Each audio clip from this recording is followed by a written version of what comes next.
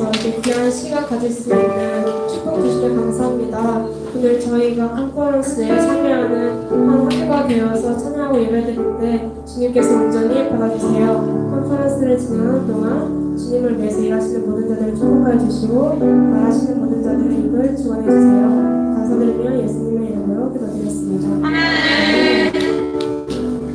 네, 저희가 오늘 MK와 차세대를 위한 컨퍼런스에 참여하게 되는데요. 즐거우신가요? 네! 되시나요? 네! 저도 정말 기대가 되는데요. 저희가 찬양 인도를 한 후에 오성 목사님께서 사회를 가주시는 것으로 컨퍼런스를 진행하도록 하겠습니다. 그럼 저희의 소개가 필요하겠네요. 네, 안녕하세요. 저희는 이영석 부회장님께서 섬기고 계신 호프미션 크리스천스쿨의 주일 찬양팀이자 샌들입니다. 오늘 저희가 찬양을 인도하게 될 때 함께 해주셨으면 좋겠습니다. 저희가 이제 첫 곡으로는 또 하나의 열매를 바라시며 라는 찬양으로 오늘 예배를 시작할 텐데요.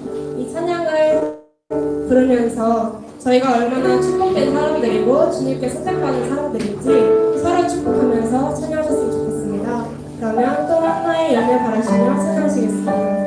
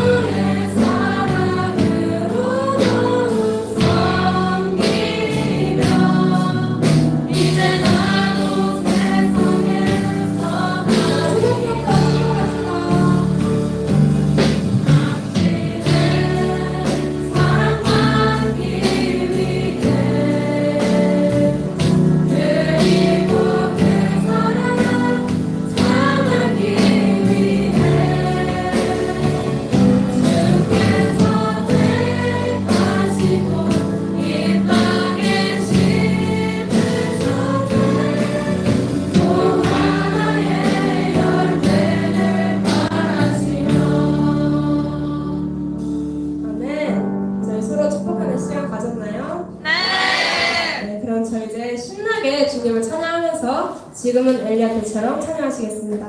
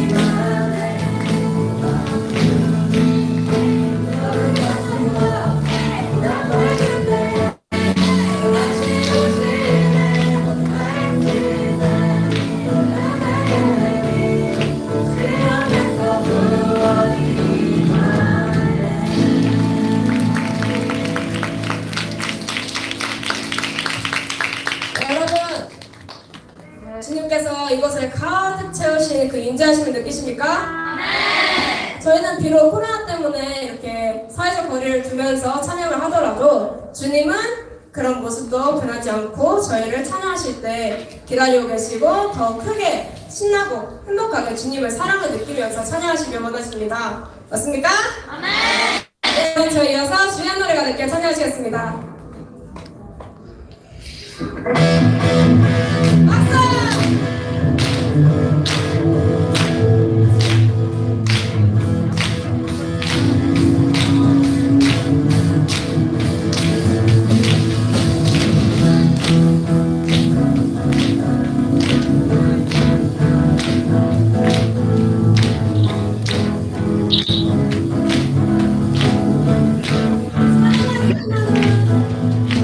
사랑하게 빛나는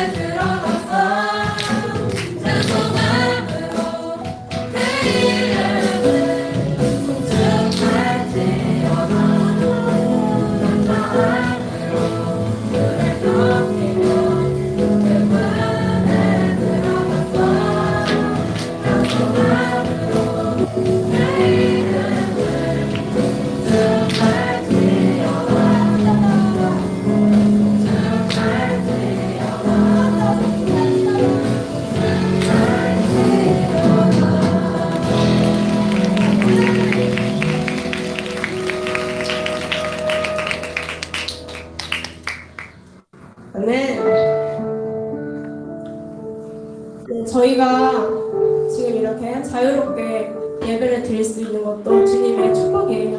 근데 북한 지하교회 분들은 이런 거 못 누리고 계시죠.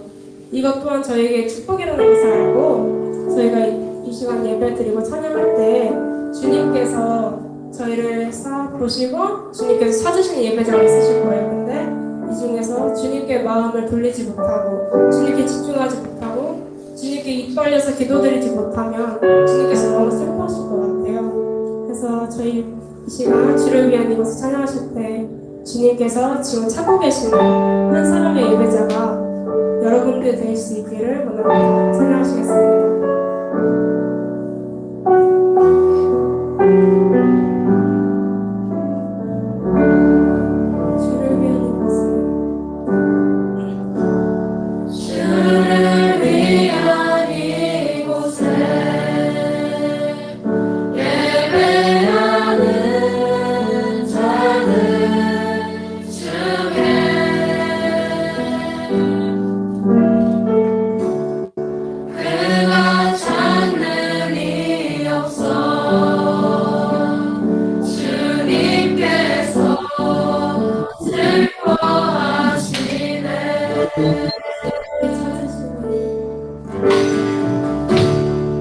주님이 찾으시네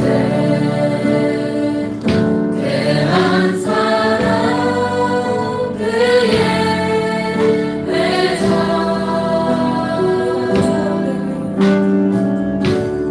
내가 그 사람 되길 간절히 주를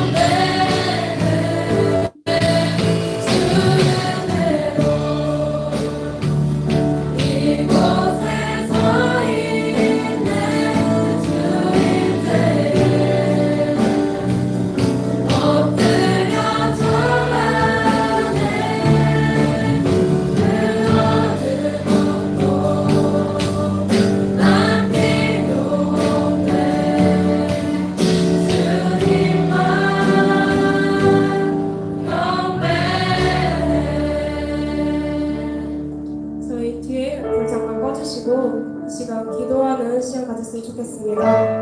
방금 찬양했던 것처럼 주님만이 찾으시면 그 예배자가 될 수 있도록 또 오늘 설교 진행하시는 하정원 목사님께 축복도 하시고 메시지를 전해주시는데 저희가 그 메시지를 삼아서 더 성장하고 더 발전할 수 있는 사람 될 수 있도록 기도하시겠습니다. 그럼 제가 성창하시고 주님께 부탁드리겠습니다.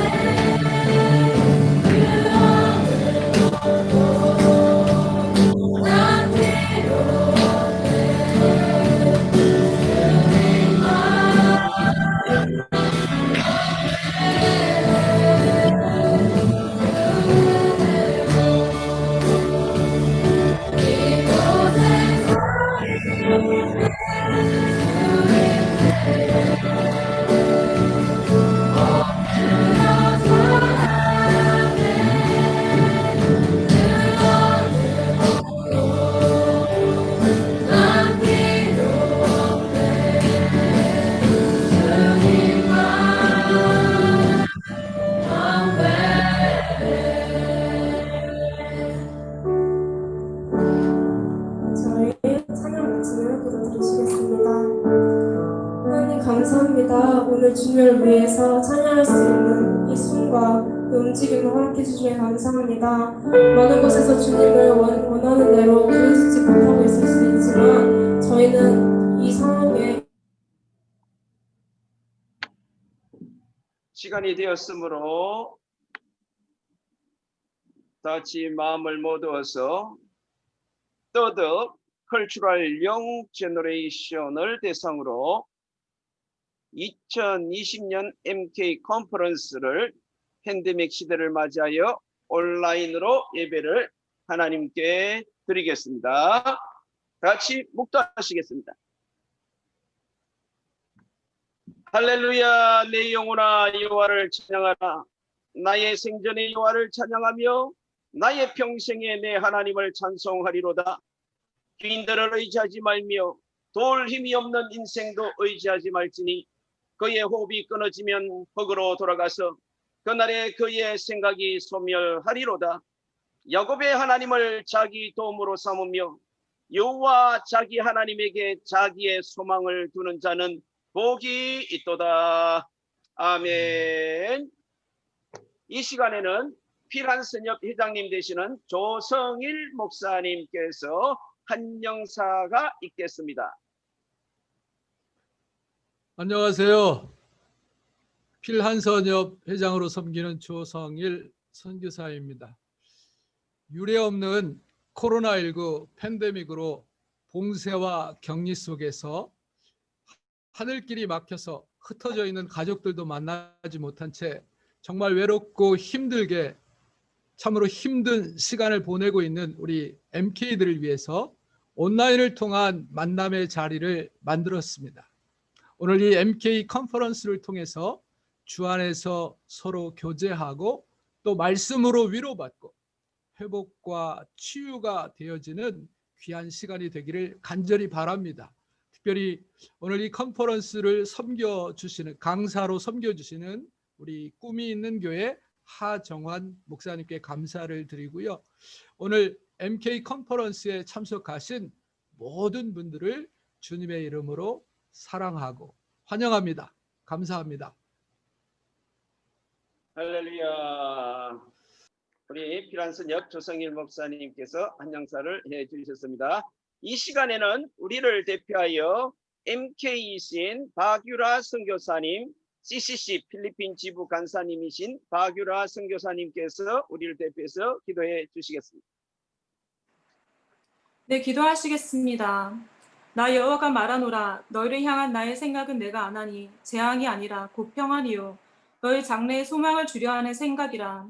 너희는 내게 부르짖으며 와서 내게 기도하면 내가 너희를 들을 것이요 너희가 전심으로 나를 찾고 찾으면 나를 만나리라. 아멘. 우리가 생각하는 것보다 늘 더 좋은 계획이 있으신 하나님, 우리가 부르짖을 때 들으시는 하나님 참 감사합니다.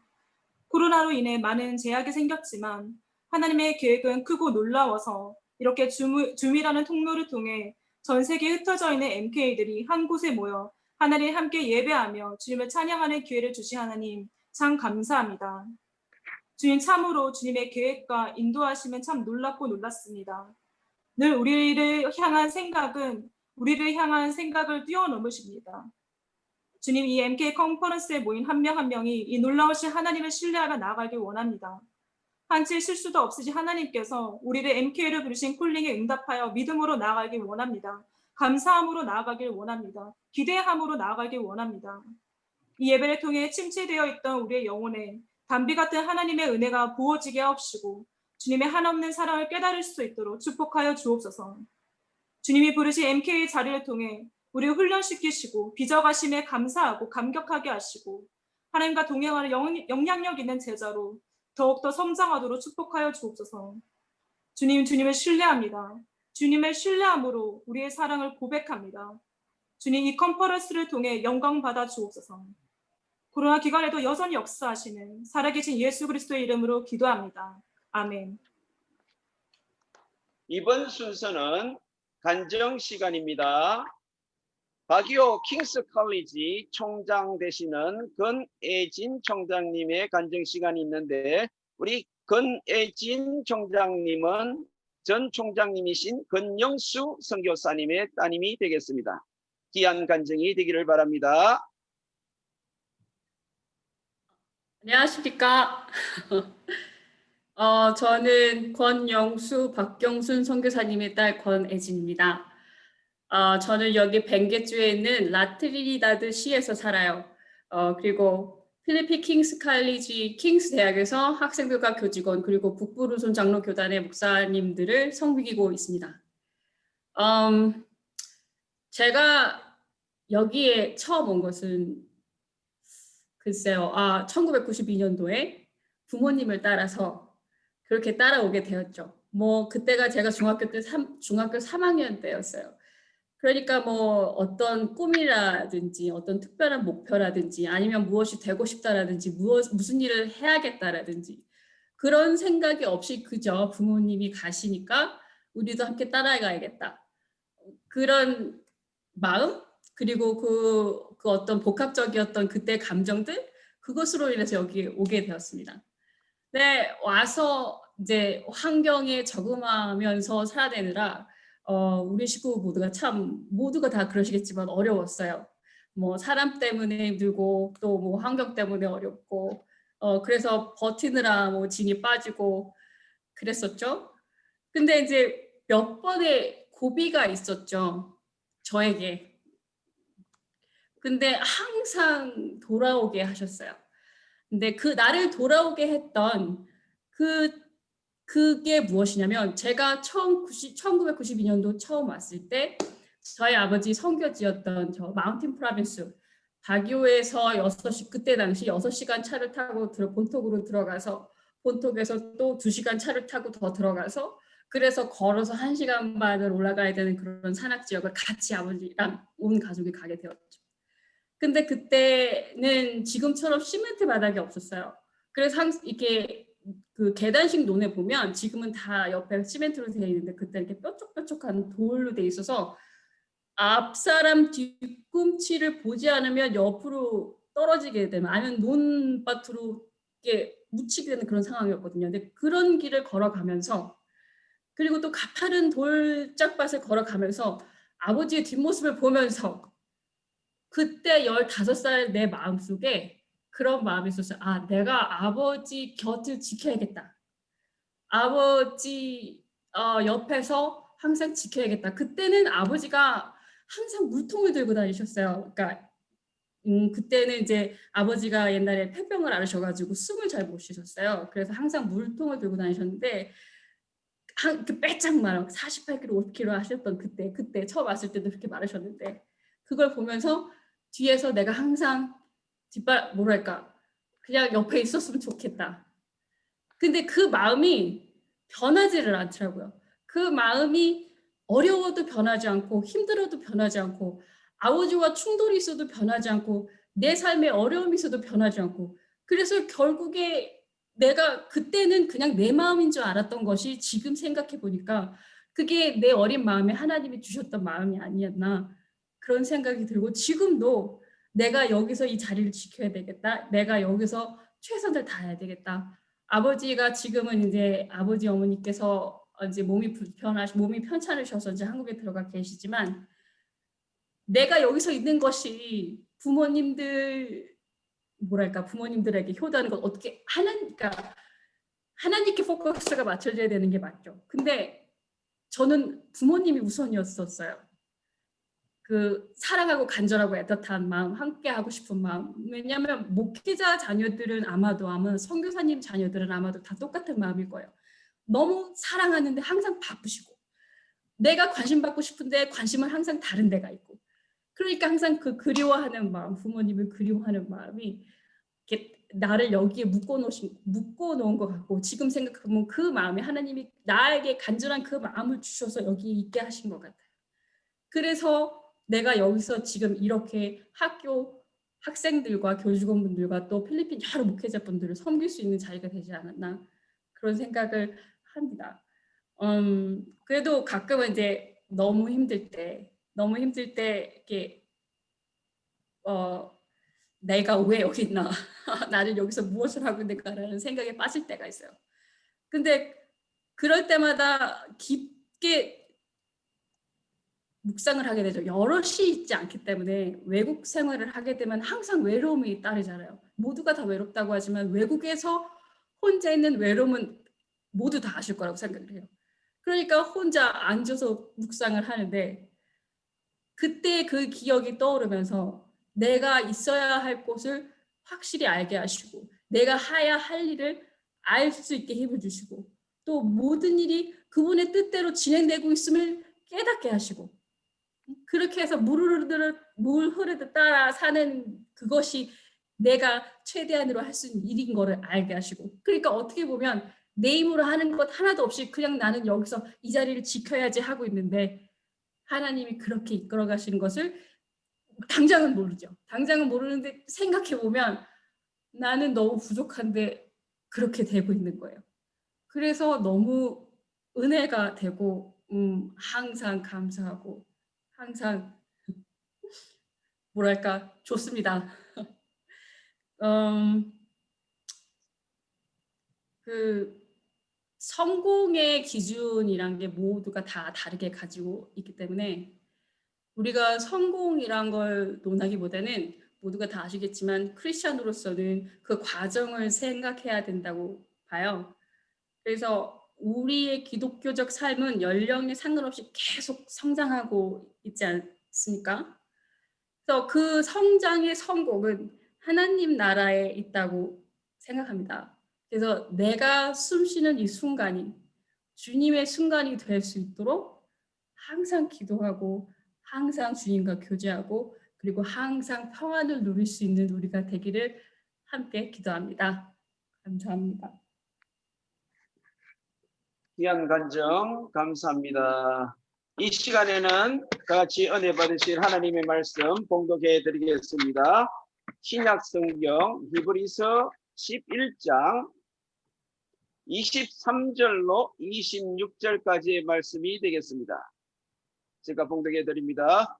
믿음으로 모세가 났을 때 그 부모가 아름다운 아임을 보고 석 달 동안 숨겨 왕의 명령을 무서워하지 아니하였으며 믿음으로 모세는 장성하여 바로의 공주의 아들이라 칭함받기를 거절하고 도리어 하나님의 백성과 함께 고난받기를 잠시 죄악의 낙을 누리는 것보다 더 좋아하고 그리스도를 위하여 받는 수모를 애굽의 모든 보화보다 더 큰 재물로 여겼으니 이는 상 주심을 바라봄이라.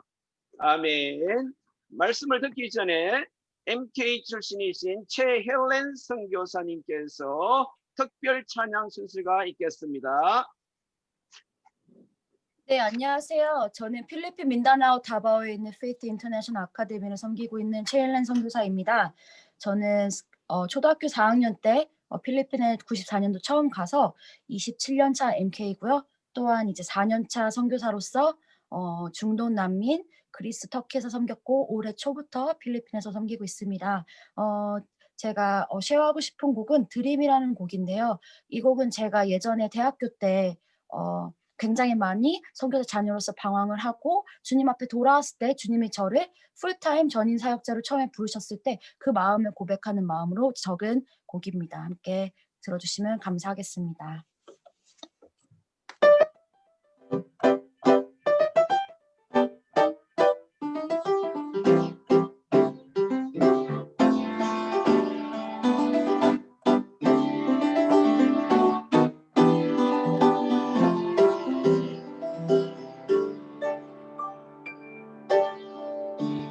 이제까지 나의 삶을 돌이켜보면 나 유지대로 살려고만 했었네. 이 상처 입은 영혼 들고 주 앞에 나가 무릎 꿇고 고백할 거야. 오 주리 나를 용서해 주소서. 나의 모든 아픈 상처들 당신께 드립니다. 내가 어디에 있든지 무엇을 하든지 나 주님이야 살리라. 내 주여 나를 받으소서. I offer my heart to my Lord.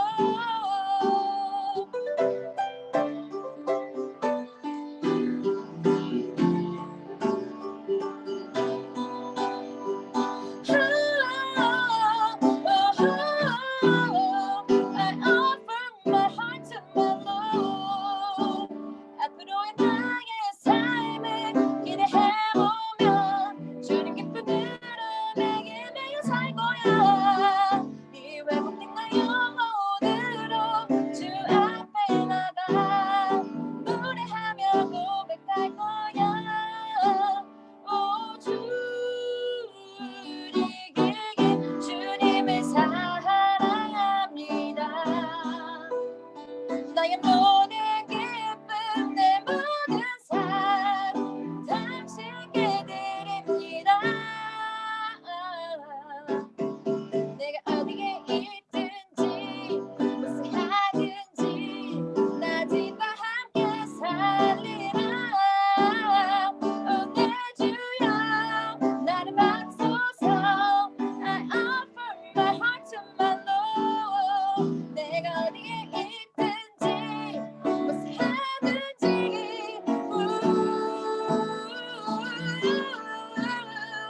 내 주여 나를 받으소서. I offer my heart to my Lord. 내 주여 나를 받으소서. I offer my heart to my Lord with all my heart, with all my soul, with all my strength. I love you. 감사합니다. 할렐루야. 모든 영광 하나님께 돌립니다. 이 시간 강사님을 소개해 드리겠습니다. 강사님의 하정환 목사님으로 기독교 대한감리회 소속의 꿈이 있는 교회 담임 목사님이시며 CBS All for One 프로그램의 말씀 강사님으로 활동하고 계시고 많은 저수를 하셨습니다. 철로 역정이라든지 절대 1시간 기도, 교사 10계명, 하루 동행이라는 등 다수의 저수를 하셨던 한국 교계에서는 아주 유명하신 목사님이십니다. 봉독해드린 본문의 말씀을 가지고 공주의 자식으로 살래, 노예의 자식으로 살래라는 제목으로 선교사님들과 선교사 자녀들을 위해 귀한 말씀을 전해 주시겠습니다. 우리 다 같이 두 손 들어 할렐루야 감사합니다. 환영하겠습니다. 할렐루야. 네, 여러분 이렇게 만나 뵙게 돼서 반갑습니다. 이 코로나19 상황이 아니면 직접 가서 볼 수 있을 텐데 이렇게 보게 되어서 조금 아쉽긴 하지만 그래도 이렇게 만나게 된 상황 자체가 너무 감사하고 기쁩니다. 오늘 우리가 나눌 말씀은 이미 앞에서 우리 사회자 목사님께서 읽으신 것처럼 히브리서 11장 말씀인데 그 전에 우리 권혜진 총장님의 말씀을 들으면서 상당히 좀 도전이 되었습니다. 그런데 말씀하신 것처럼 그 삶이 정해졌다는 겁니다. 그러니까 이제 내가 원한 것이 아니었죠. 내가 뭐 원해서 선교사의 자녀로 태어난 것도 아니고 또 내가 원해서 그 산지에 선교사의 사역으로 나아갔던 것도 아니고 그러니까 이게 이미 아버지와 어머니의 뜻을 쫓아서 이미 결정되어진 겁니다. 사실 우리가 이 기독교인들이 운명이라는 말을 믿지 않지만 우리 종말론적 개념으로 우리의 삶이 어떻게 결정되어질 것이다 이런 개념으로서의 운명, 데스티니가 아니라 우리가 태어나서 봤더니 우리의 삶이 정해져 버린 그런 개념에서의 이 운명이라는 표현을 또 쓸 수 있을 것 같습니다. 그래서 여러분에게 이런 질문을 던지고 싶습니다. 운명을 믿으시는가? 오늘 우리가 읽은 본문 말씀을 보게 되면 모세가 나오는데 모세는 태어나서 자기가 누구인지를 인지하게 되었을 때 그러니까 처음에는 몰랐었죠. 인지하게 되었을 때 누구였느냐 하면 세계 제국인 그 당시는 강력한 왕국이었는데 애굽, 지금의 이집트죠. 애굽 바로 왕의 딸, 공주의 아들이었습니다. 완전 금수저죠. 이게 금수저 이상 수저죠. 근데 이제 어느 날 이제 점점 나이가 좀 들어가면서 뭘 깨닫게 되냐면 자기가 누구인지를 알게 되었어요. 자신은 공주의 친아들이 아니고 알고 봤더니 친어머니는 자기를 키워준 유모.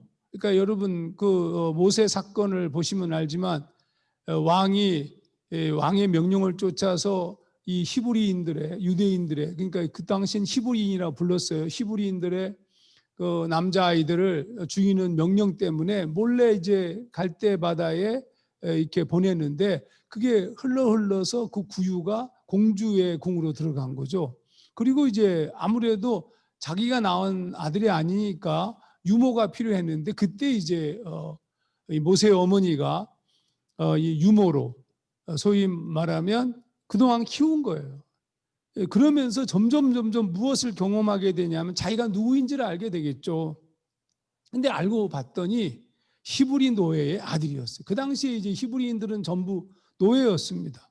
노예의 아들. 그러니까 이건 내가 정한 것이 아니에요. 처음부터 내가 뭐 공주의 아들이 되고 싶었던 것도 내가 정한 것이 아니고 히브리 노예의 아들이라는 상황도 정해진 것이 아니었어요. 내가 원하는 것이 아니었어요. 그런데 이미 정해져 있었단 말이에요. 이 정해졌다는 의미에서 이건 데스티니, 운명이라고 얘기할 수 있겠죠. 그런데 이 모세에게는 두 개의 운명이 존재하고 있었던 거예요. 하나는 선천적 운명. 그게 뭐냐 하면 노예의 아들. 이거는 태어났을 때 공주의 아들로 태어난 것이 아니라 노예의 아들로 태어났어요. 히브리 노예. 선천적으로는 노예의 아들. 그런데 또 하나 봤더니 이 모세의 경우는 선천적으로 보였지만 사실은 후천적으로 주어진 운명이 있었어요. 그게 공주의 아들입니다. 그러니까 지금 내가 두 가지 다 선택할 수가 있어요.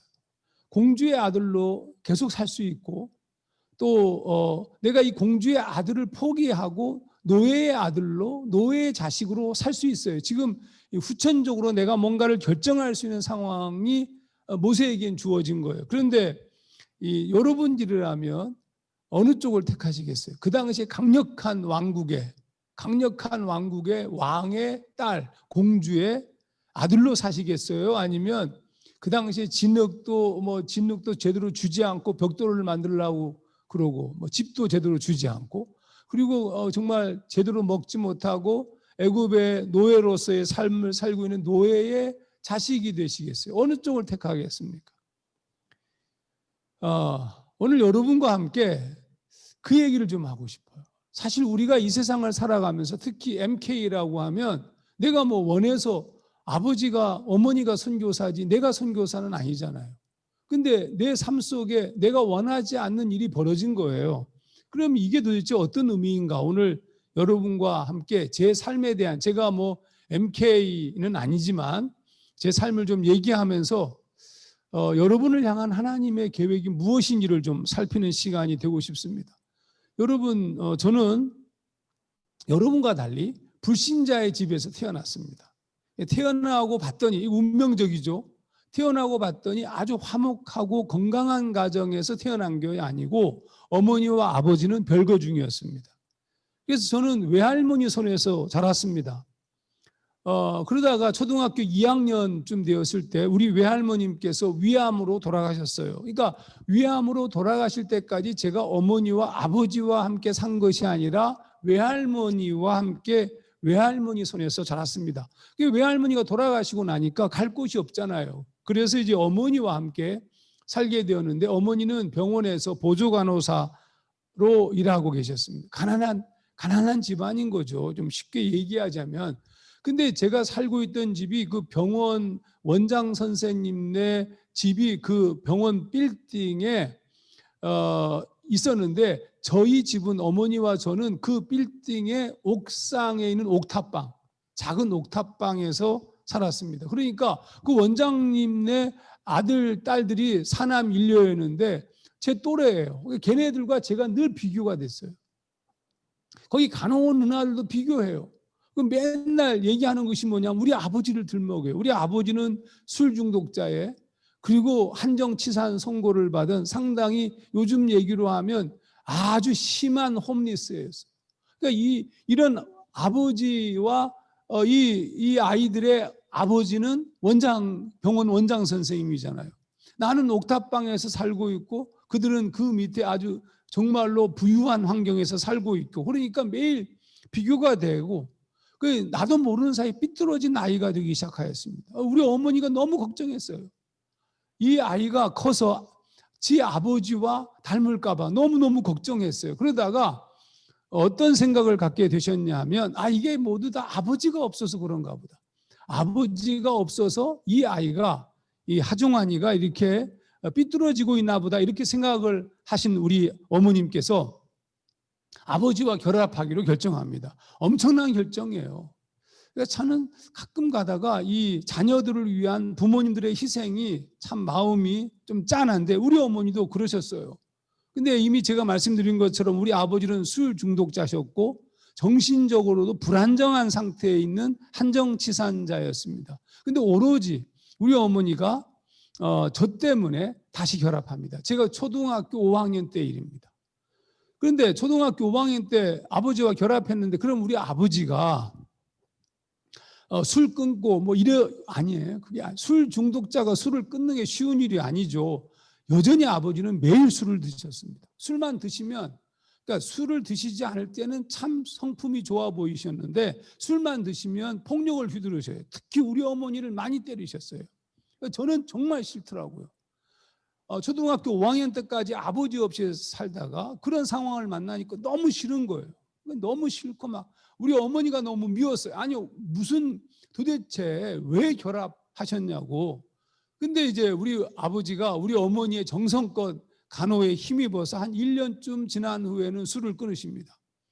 술을 끊으시고, 그러니까 평범한 가정을, 원래 성품이 좋으신 분이셨으니까 평범한 가정을 이루게 되었어요. 그게 저의 인생에 있어서 가장 어떻게 보자면 평범했던 초등학교 6학년 이후에 그다음에 중학교 1학년까지입니다. 그러니까 한 1년 좀 넘게 가장 평범한 삶을 살았는데, 제가 중학교 2학년이 되던 1월 13일에 우리 아버지가 주무시다가 심장마비로 급사하셨습니다. 우리 아버지 한밤중에 한 1시, 2시경쯤에 우리 어머니가 막 나를 깨우는 거예요. 뭐 정신없이 깨어났는데 이미 아버지는 숨을 넘어가는 상태였습니다. 그때 우리 아버지 나이가 우리 어머니와 동갑이셨는데 39살이었습니다. 아버지가 중학교 2학년 때 돌아가시고 난 다음에, 그러니까 지금 제가 하는 얘기는 여기에 예수가 없습니다. 우리가 예수를 믿지 않던 시절이에요. 우리 아버지가 돌아가시고 난 다음에 그러면 어머니가 이제 나만 믿고 살아야 되는데, 실제로 우리 어머니는 그 이후로 저만 믿고 사시다가 나중에 돌아가셨는데, 근데 제가 이 청소년 시절 중학교 고등학교를 지나면서 더 삐뚤어졌어요. 그러니까 더 악화된 거죠. 뭐 공부는 등한시하고 소위 말하면 친구들과 어울려서 돌아다니고 싸움박질하고 그렇게 살았습니다. 그러니까 제 성적 자체가 엉망진창이에요. 제가 성적표를 우리 교인들한테도 공개했었는데 1학년 때가 382명 중에 328등. 여러분들은 공부를 꽤 잘하는 걸로 보이는데 저는 뭐 그랬어요. 2학년 때가 118명 중에 97등. 갑자기 바뀌었죠. 우리 학교가 이 인문계와 자연계가 함께 있었어요. 그러니까 저는 인문계였습니다. 인문계로 나눠지면서 118명 중에 97등. 거의 꼴찌야, 꼴찌. 제가 이 성적표를 떼어서 봤더니 생활기록부 하단에 행동 발달 상황을 쓰는 선생님들이 쓰는 난이 있어요. 그 특기사항 및 지도사항. 거기에 이렇게 평가하고 있었습니다. 1학년 때는 성실 하나 안정성이 결여됨. 2학년 때도 성실성과 안정감을 갖도록 지도함. 그 밑에 주위 환경을 썼는데 주위 환경 복잡 이렇게 썼어요. 그러니까 제가 고등학교 때 선생님들 눈에 볼 때도 참 안정감이 없고 산만한 그런 친구로 보였던 거죠. 그러니까 고등학교 2학년쯤 되었을 때는 뭐 인생을 포기하고 싶었어요, 사실은. 제가 제일 많이 들었던 얘기 중에 하나가 싹수가 노랗다. 그 중에 지혜비를 닮아서요. 제가 제일 싫어했던 말이에요. 우리 아버지를 닮았다는 게 너무 싫어. 우리 아버지 술 중독자. 그렇게 사시다가 심장마비로 급사하신 아버지를 닮았다. 그 정도로 너무 싫었어요. 여러분 삶의 환경 자체도 가난하죠. 뭐 가진 것도 없죠. 상대적 열등감, 빈곤감 뭐 이런 것들이 나를 지배하고 있었습니다. 그리고 그때 제가 느꼈던 가장 중요한 감정 중에 하나가 절대로 되지 않는 비참함이었어요. 안 돼요, 안 돼. 그러니까 그럴수록 점점 제 안에 원망과 불평이 지배하기 시작했습니다.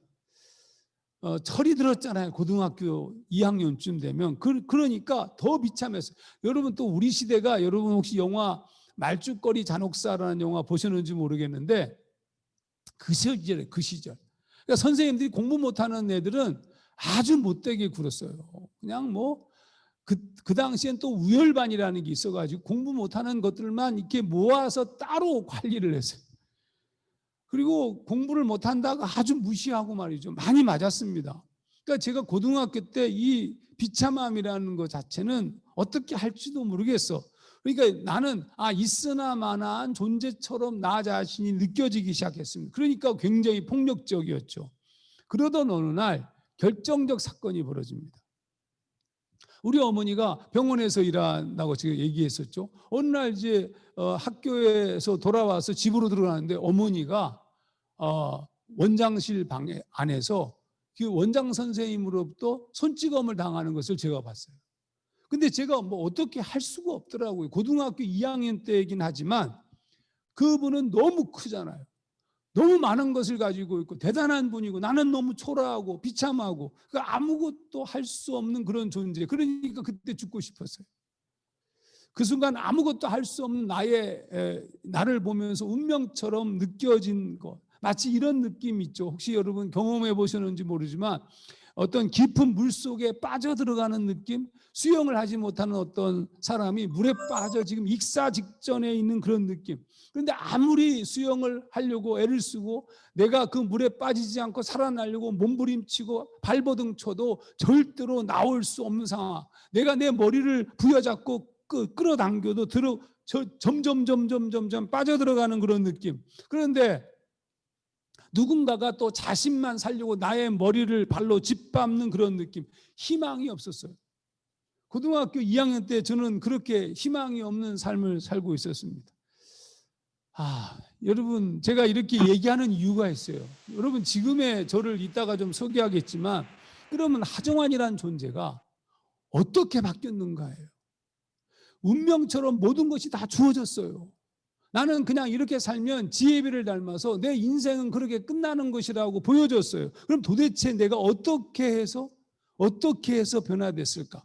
모세는 폼나는 운명을 가지고 태어났습니다. 우선 눈에 보기에 기가 막히잖아요. 공주의 아들이니까.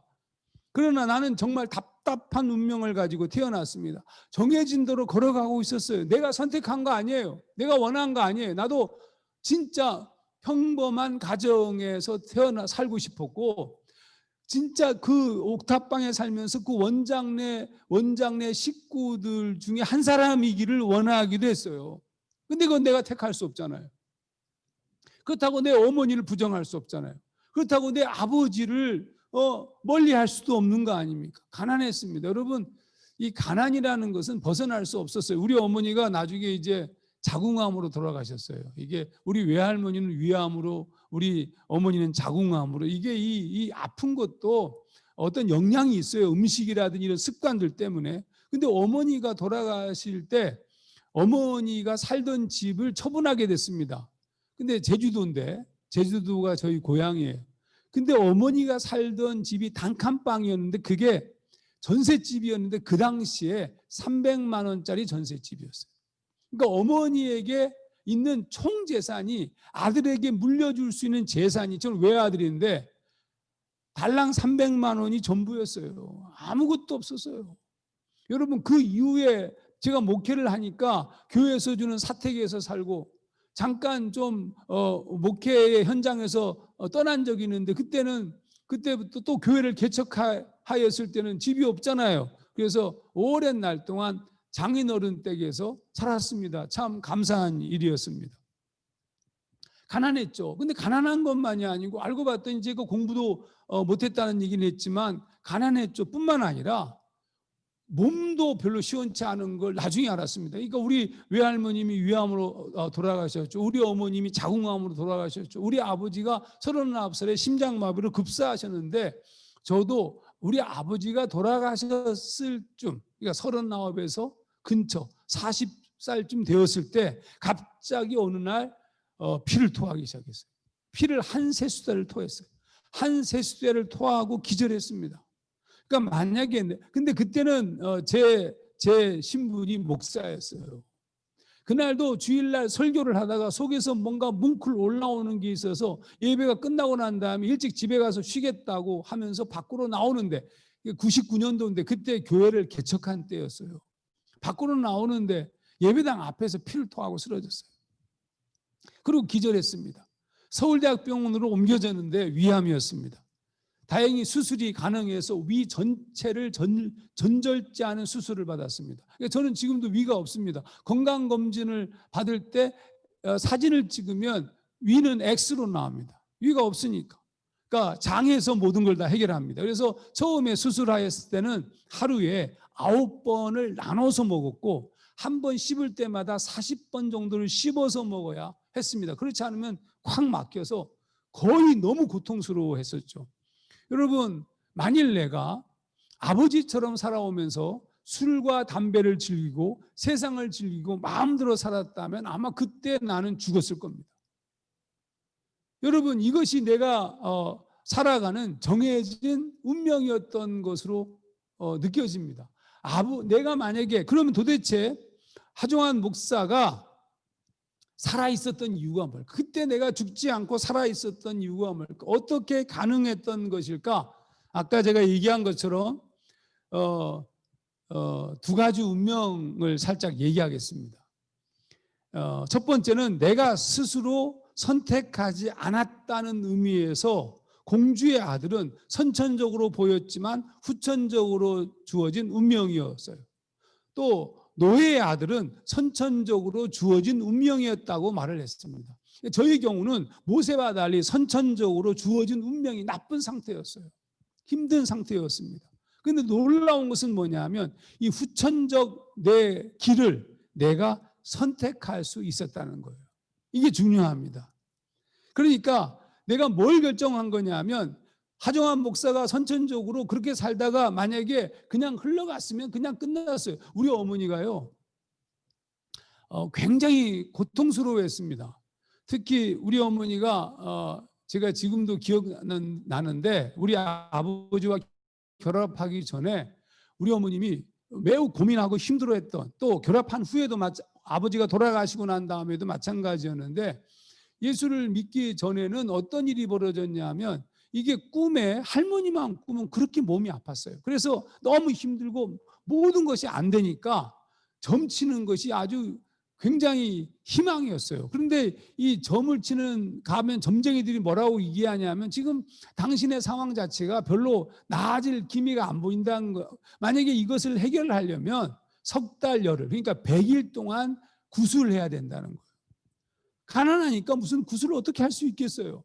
그러니까 모든 것이 정해져 있는 것이었다, 이런 느낌이 우리 어머니를 지배했고 또 저를 지배했습니다. 그런데 여기서 중요한 것이 뭐냐면 하정환 목사가 결정한 것이 있었던 거죠. 그게 뭐냐면 내 인생, 내가 정해진 인생을 쫓아서 정해진 대로 그냥 쭉 걸어왔으면 우리 아버지처럼 39살, 40살 즈음에 그 피를 토한 순간이 저의 인생의 끝이었을지 모르겠어요. 근데 제가 살아있는 것은 다른 무엇인가가 개입되어 있었다는 뜻입니다. 여러분, 모세 얘기를 좀 하고 제 얘기를 더 하겠습니다. 여러분, 모세는 후천적으로 주어진 공주의 아들의 운명 얼마든지 누릴 수 있었어요. 근데 내가 결정할 수 있을 때, 모세는 내가 결정할 수 있을 때 그것을 거절하고 노예의 아들로 살기를 결정합니다. 오늘 읽었던 히브리서 11장 24절, 믿음으로 모세는 장성하여 바로의 공주의 아들이라 칭함받기를 거절하고, 그래서 바로라는 절대군주의 힘을 누릴 수 있는 모든 권한을 거절합니다. 그것은 애굽의 모든 보화와도 관계가 있고 당연히 세속적인 쾌락과도 관련이 있었을 터인데 그 모든 걸 다 거절했어요. 거절한 이유가 뭐냐? 모세가 노예의 아들로 살기로 결정한 거예요. 노예의 아들로. 엄밀하게 말하면 노예의 아들이 좋았던 것은 아닙니다. 노예의 아들이 뭐 좋겠어요. 공주의 아들이 훨씬 좋죠. 그런데 왜 노예의 아들로 살기로 결정했냐 하면 그가 누구인지를 알았기 때문에 그렇습니다. 내가 누구냐? 이 세상에 있는 것들, 이 세상의 부요와 이 세상의 영광과 이 세상의 즐거운 것들을 추구하는, 그러니까 그건 세상을 따라서 살아가는 것이 아니라 내가 누구인지, 내가 어떤 존재인지, 내 정체성이 무엇인지를 깨닫고 그것을 따라 살기로 모세가 결정했다는 거예요. 그러면 여러분, 그가 누구인지를 알았기 때문에 소위 공주의 아들을 거절한 겁니다. 그러면 어떻게 이런 현상이 벌어진 것일까? 그건 분명히 모세의 유모로 키우던 어머니의 교육과 신앙이 관계에 있다고 생각합니다. 그 관계를 통하여서 모세가 자신이 누구인지를 깨닫게 되었고 그 정체성 속에서 모세가 무엇을 할 수 있었냐면 하나님을 보는 존재가 될 수 있었어요. 그것이 그가 누구인지를 확인하게 하였습니다. 히브리서 11장 27절, 믿음으로 애굽을 떠나 왕의 노함을 무서워하지 아니하고 곧 보이지 아니하는 자를 보는 것 같이 하여 참았으며, 여러분, 보이지 아니하는 자를 보는 것 같이 참았다. NIV 성경으로 읽어보게 되면 이 부분을 이렇게 번역했습니다. because he saw him who is invisible. 그러니까 볼 수 없는 그 하나님을 보았기 때문에 because he saw him. 그 볼 수 없는 하나님을 그가 보았기 때문에. 그러니까 그때 하나님을 보는 순간, 하나님을 경험하는 순간 자신이 누구이며 무엇을 위해서 살아야 하는지를 확인하게 된 거예요. 부유하게 잘 먹고 잘 사는 돼지와 같은 삶을 택하기보다 인간의 삶을 택하는 것과 같은 거예요. 세상에서 모든 것을 누릴 수 있고 내 마음대로 살 수 있는 것을 택한 것이 아니라 내가 어떤 존재인지를 깨닫고 내 부르심 앞에 순종했다는 뜻입니다. 그 순간 모세는 다른 결정을 할 수 있었습니다. 25절 26절을 읽어보겠습니다. 도리어 하나님의 백성과 함께 고난받기를 잠시 죄악의 낙을 누리는 것보다 더 좋아하고 그리스도를 위하여 받는 수모를 애굽의 모든 보화보다 더 큰 재물로 여겼으니 이는 상 주심을 바라봄이라. 여러분, 하나님을 바라보고 내 소명을 찾아서 그 부르심을 쫓아서 움직이는 이 애굽의 공주의 아들이었던 모세를 하나님이 사용하셔서 엑소더스, 출애굽의 놀라운 역사를 맡기시고 민족을 책임진 지도자로 사용하신 겁니다. 아버지처럼 저는 39살에 죽어야 했습니다. 죽었을 거예요. 술, 담배, 우리 의사 선생님이 비교적 건강한 좋은 암이라는 거예요. 왜 좋은 암이냐 하면 술, 담배에 쩔지 않은 암. 술, 담배 안 했으니까. 전도사 목사 생활하면서 무슨 술, 담배를 했겠어요. 그러니까 상대적으로 건강한 암이었어요. 제가 살 수 있었던 가장 중요한 요인이죠. 만약 그렇지 않았다면 죽었을 거예요. 그런데 내가 죽지 않은 것, 39살에 나도 죽었을지 모르는 내가 죽지 않았다는 것, 또 내 삶이 달라진 이유가 뭐냐? 도대체 어떤 것으로도 설명이 안 돼. 내가 중학교, 특히 고등학교 때 친구들이 있는데 그 친구들을 제 아내와 함께 제주도 갈 때마다 한 번도 만난 적이 없어요. 하나도 몰라요. 왜냐하면 지금 나와 도무지 비교가 되지 않는 삶. 정말 내가 어느 날 길에서 이렇게 만났는데 40대 때 만났는데 한 70대 할아버지인 줄 알았어요. 친구인데 그냥 술로 쩔어가지고 거의 폐인이 된 친구를 만난 적이 있어요. 길에서 우연히. 여러분, 그런데 이게 저도 그렇게 될 뻔한 인간이에요. 근데 제 삶에 변화가 온 거죠. 여러분, 아버지가 돌아가신 후 어머니는 예수를 믿기로 결정했어요. 중학교 2학년 때. 나도 교회를 다니게 됐습니다. 근데 교회를 다닌다고 해서 무슨 뭐 전부 다 예수님을 영접하는 건 아니지 않습니까? 그냥 다니는 거죠. 어머니를 쫓아서. 그러다가 작은 교회를 다녔기 때문에 고등학교 2학년 때 제가 중고등부 회장이 됩니다. 이유는 고등학교 2학년 남자애들이 없었어요. 나만 남자라서 나를 회장으로 시켜줬어요.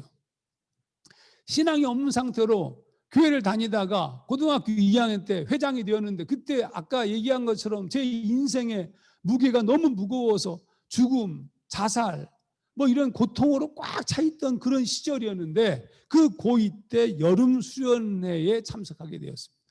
4개의 교회 연합 수련회에 참석하였는데 그때 제가 놀라운 것을 깨달았습니다. 수련회에 참석하면서 제가 깨달은 거, 그때 거기 가서도 뭐 딴짓하고 막 그랬는데 어느 날 마지막 시간에 제가 깨달은 게 있었어요. 첫 번째는 뭐냐면 나의 힘으로 물에 빠져 죽어가는 나를 살릴 수 있는 방법이 없다는 거예요. 내가 이렇게 노력해봐야 내가 아무리 노력해도 나를 얽어매고 있는 이 운명 같은 사슬에서 벗어날 수 있는 방법이 절대로 없다는 것을 첫 번째 깨달았습니다. 두 번째 깨달은 게 있어요. 그건 희망이었습니다.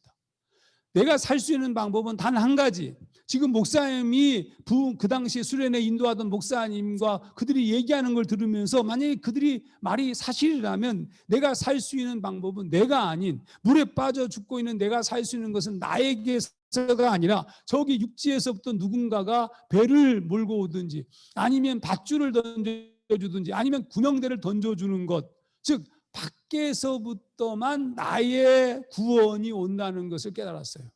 그래서 그날 제가 예수를 나의 구주로 고백하고 영접하였습니다. 이게 전부예요. 하정환 목사가 변한 것은 이거 외에는 설명이 안 돼요. 자, 그러면 모든 사람들이 그렇게 예수를 구주로 영접하면 삶이 풀리고 놀라운 삶으로 이어갈까요? 놀라운 존재가 될 수 있을까요? 지금 하정환 목사가 뭐 대단한 존재는 아니지만 그 한심하게 뭐 고등학교 성적이 꼴찌를 놀고 있고 가난하고 뭐 정말 시원찮은 집안에서 태어나서 낮은 자존감과 열등감으로 꽉 차 있었던 하정환 목사가 이렇게 바뀐 이유가 그때 예수님을 영접했기 때문일까요? 그 수없이 많은 사람들이, 많은 우리의 선후배, 우리의 어머니들이 예수를 믿고 그런 다음에 다 바뀌었을까요? 여러분 그게 쉽지 않습니다. 예수를 믿으면 우리가 다 천국 갑니다. 예수를 믿으면 구원받습니다. 예수를 믿으면 구원받는 것을 그런 칭의적 구원이라고 얘기합니다. 의롭다함을 얻은 거예요. 근데 의롭다함을 얻는 구원과 그 사람이 쓰임받는 것은 다른 차원입니다. 예수를 믿고 구원받는 것은 누구에게나 주어지는 것이지만 하나님이 사용하시는 사람은 준비된 사람, 훈련된 사람, 소위 말하면 거룩에 이른 사람, 성화된 사람들을 하나님은 사용하시기 때문에 그렇습니다. 그러니까 제가 고등학교 2학년 때 예수를 믿었지만 쉽게 풀린 게 아니, 그 이후로도 공부도 못했어요, 여전히. 여러분, 오랜 시간 동안 세뇌 당하다시피 오랜 시간 동안 하나님 없이 살았던 하정환이라는 존재가 나를 벗어나서 하나님의 자녀로 사는 삶, 어렵고 힘든 것이었습니다. 그래서 수없이 실패하였어요. 다시 일어서서 또 살아가지만 또 실패하였어요. 그렇게 반복하면서 실패와 다시 시작을 반복하면서 걸어온 것이 하정환 목사의 삶입니다. 제가 신학교를 들어가고 신학교를 졸업한 다음에 한국에서 대학원을 하고 그리고 미국으로 유학을 갔습니다. 시카고 근처에 있는 트리니티라는 신학교에서 공부를 하고 그리고 풀러 신학교에서 목회학 박사를 하였습니다. 그리고 돌아와서는 모건대, 감신대 제 모교입니다. 모건대, 감신대, 서울신대 등지에서 강의를 하였고 또 많은 책을 썼습니다. 그리고 시카고에서 1992년 새벽에 부르신 하나님의 부르심을 쫓아 조국에 잃어버린 청년들을 회복하라는 사명을 쫓아 한국에 들어와서 그리고 교회를 개척한 후 지금까지 그 꿈이 있는 교회를 지금까지 목회하고 있습니다. 그리고 하나님이 청년들을 설득하기 위한 놀라운 어떤 은사로 영화설교의 길을 개척하게 하였고 20년 넘게 지금 영화설교를 하고 있습니다. 한 800편 이상으로 설교하였고 수많은 대학과 중고등부, 청소년 집회를 인도하는 삶을 살았습니다. 그런데 여러분, 제가 하고 싶은 얘기가 이거 기적이잖아요, 기적. 어떻게 이럴 수가 있어요? 그럼 도대체 예수를 믿으면 우리가 변화되어지고 구원에 이르는데 쓰임받는 것은 다른 차원이에요. 그럼 도대체 어떻게 쓰임받게 되었을까? 오늘 여러분과 함께 아직 다 안 이루었어요. 아직도 가야 될 곳이 많고 해야 될 일이 많고 하나님께서 역사하실 일이 너무 많아요. 근데 도대체 지금까지 그러면 나를 끌어온 힘은 뭘까? 오늘 그 얘기를 여러분과 좀 하고 싶습니다. 아무리 생각해도 이해할 수 없는데 근데 제가 작년이 환갑이었습니다. 지금 부르는 나이로 62인데 이거 이 화면이 너무 좋아서 전혀 안 그렇게 보이죠. 한 40대 초반으로 보일 텐데 60평생을 살아보니까 그 비밀이 보였어요. 그 시작은 설명한 것처럼 주님을 믿었기 때문입니다. 예수를 믿은 것이 하정환 목사를 변화시켰어요. 예수를 믿은 것이 나를 새롭게 하였어요. 이게 첫 번째 이유, 즉 예수를 믿음으로 구원에 이르렀기 때문입니다. 그런데 이것만 가지고 되는 게 아니에요, 여러분. 예수를 믿고 구원받고 근데 그것으로 끝나는 게 아니에요. 여러분, 그 이후에 저는 계속해서 무너졌어요. 계속해서 쓰러졌어요. 많은 이들이 무너지고 쓰러지고 어떤 때는 포기하기도 해요. 그러면 내가 깨닫게 된 것은 내 자신을 내가 다스리지 못하는 나를 발견하였어요. 내가 예수를 믿고 그분께서 나에게 힘을 주시는 것 같은데 왜 나는 나를 이기지 못하는 것일까? 이 고민에 빠졌습니다. 그러다가 어느 날 치명적 사건이 벌어집니다. 1989년도 여름에 우리 청년들, 제가 교육 목사로 있던 시절이었는데 청년들을 데리고 수련회를 갔어요. 여름에 너무너무 더웠어요. 그 수련회 캠프장에 도착하자마자 캠프장에다가 가방을 풀어놓고 그러고 난 다음에 근처에 있는 개울로 갔습니다. 그 개울에 한 무릎 정도 오는 곳이었는데 거기서 이제 물장구 치고 막 놀고 있었는데 갑자기 한 친구가 사람이 물에 빠졌다 그러는 거예요. 그 봤더니 거기서부터 한 50m 밑에 큰 저수지가 하나 있는데 그 저수지는 평상시에 사람들이 와서 고기도 구워 먹고 유원지 비슷해요. 한 20-30명 정도가 3-4-5 앉아서 거기에 있었어요. 그런데 거기 한 청년이 저쪽 끝에서 허우적대고 있는 거, 물에 빠져 있는 거죠. 제가 그걸 보고 뛰어가기 시작했어요. 우리 청년들과 함께 뛰어가는데 50m를 뛰어가는 동안 그 저수지 주변에 는 어느 누구도 그 청년을 구하려고 뛰어들지 않는 거예요. 내가 먼저 도착했죠. 제가 먼저 뛰어들었어요. 그리고 2명의 청년이 같이 쫓아왔는데 제가 몇 번 하다가 느낌이 이상해서 딱 봤더니 두 청년이 다시 돌아가고 나 혼자만 가고 있는 거예요. 그런데 그때 두렵더라고요.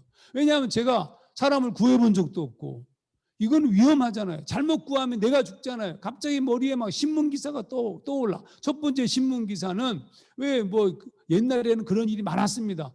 어떤 아이가 물에 빠져서 이제 수영하다가 그 물에 빠져 죽게 된 모습을 보고 익사 직전에 형이 뛰어들어갔다가 같이, 그리고 그 모습 보고 뭐 삼촌이 뛰어들어갔다가 같이 뭐 죽다, 이런 기사들이 굉장히 많았어요. 그러니까 나도 그 느낌이 드는 거예요. 그리고 또 다른 기사가 생각나. H모 목사 뭐 한 청년을 구하다 물에 익사하다, 이런 기사. 그러니까 내가 가다가 이 상태에서 어떻게 할까 고민이 됐습니다. 그런데 안 갈 수가 없어요. 근데 가면은 어쩌면 내가 이 세상을 끝낼 수가 있고, 그렇다고 해서 돌아가면은 교회의 부목사직을 끝내야 되는 상황, 그런 상황 아니에요. 근데 그때 누군가가 저한테 튜브를 던져줬어요. 근데 튜브가 왜 동그란 이 도너스 모양의 튜브가 아니고 왜 베개 모양 있잖아요. 베개로 쓰기도 하고 또 물놀이 할 때 쓰기도 하는 둥그런 거. 그걸 던져주더라고요. 그걸 그 품에 안고 헤엄쳐서 그 청년한테까지 갔습니다. 우리 교회 청년은 아니었지만 그 청년에게 그 베개를 이렇게 튜브를 이렇게 밀어줬어요. 그 친구가 그걸 잡으려고 손을 이렇게 딱 내미는데 이게 둥그니까 그걸 못 잡고 미끄러져서 나한테 툭 튀어오더라고요. 그리고 물속으로 쑥 들어가요, 얘가. 좀 있으니까 또 나와요. 또 나오길래 내가 또 줬죠. 그럼 뭐 안 줄 수 없잖아요. 주는데 그 친구 또 잡으려고 손을 내밀는데 또 못 잡아요. 미끄러져서 또 나한테로 툭 밀려오고 그 친구가 물속으로 쑥 들어가요. 그래서 또 주려고 기다리고 있었어요. 근데 더 이상 안 나오는 거예요. 벌써 얘가 막 기진맥진한 상태였던 거고 그때가 마지막 몸부림이었던 거예요.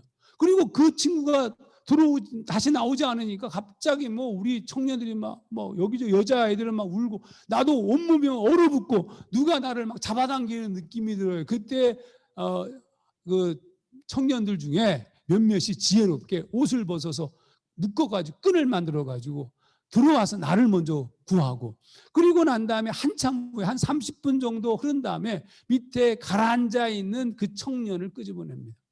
운동화에 청바지 씹고 위통 벗고 뛰어들어간 고등학교 학생이었어요. 친구들하고 같이 와서 술 한잔 먹고 라면 먹고 뛰어들어가서 내가 할 수 있는 방법을 최선을 다해서 인공호흡을 시켰는데 그 청년이 돌아오지 않았어요. 죽었어요. 여러분 너무 비참했어요. 한참 후에 앰뷸런스가 왔습니다. 그리고 그 청년을 데리고 갔습니다. 근데 내가 너무 비참한 거야.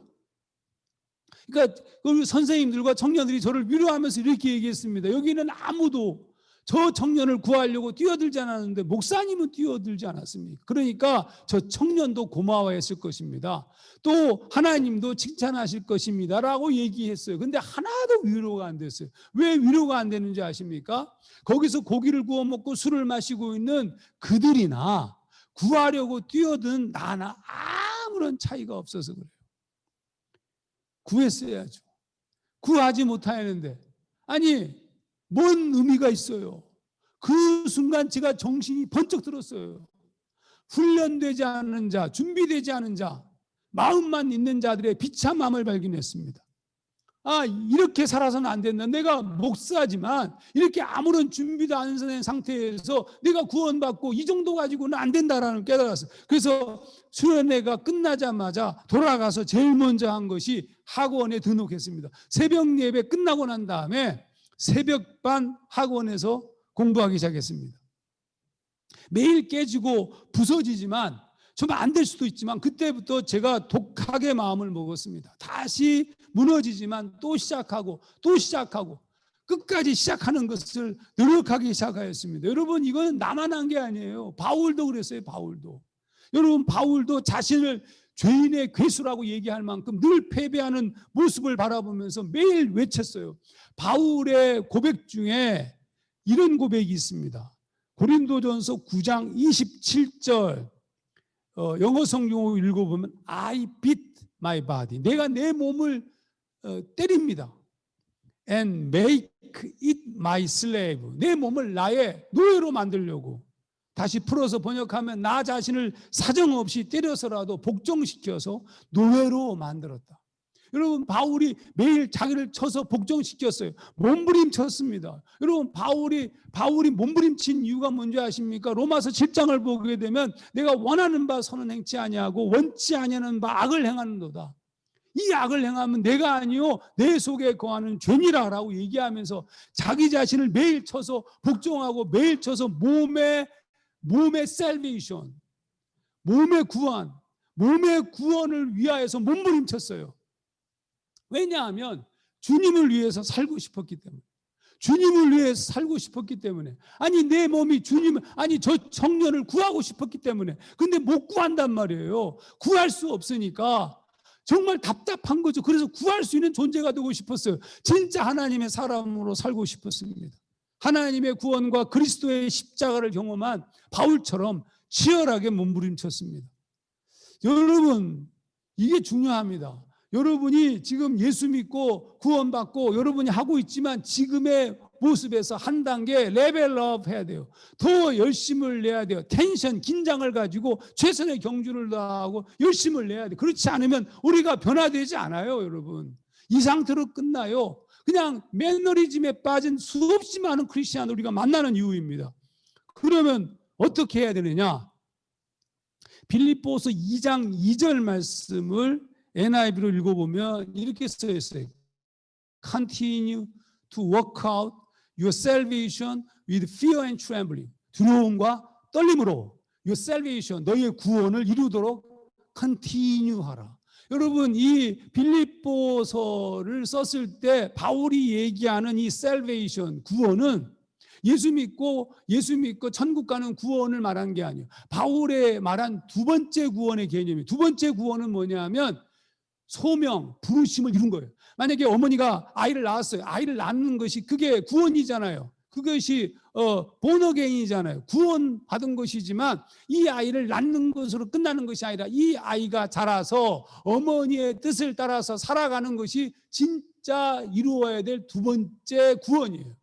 그러니까 우리가 예수 믿고 구원받는 것이 첫 번째 구원, 천국 가는 구원이지만 두 번째는 하나님의 부르심과 소명을 쫓아서 이 땅 위에 하나님의 뜻을 살아가고 성취하는 것이 우리가 이루어야 될 구원이에요. 그 바울이 얘기한 이게 바로 그 개념입니다.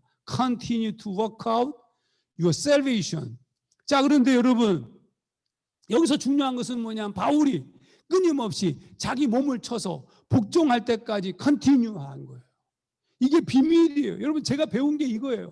저 다른 거 잘 못해요. 제 아내가 우리 성빈 예배당에 제 아내가 제 설교를 듣고 있는데, 여러분, 제가 배운 게 뭐냐 하면, 제가 주특기가 뭐냐 하면 컨티뉴 하는 거예요. 끝까지 합니다.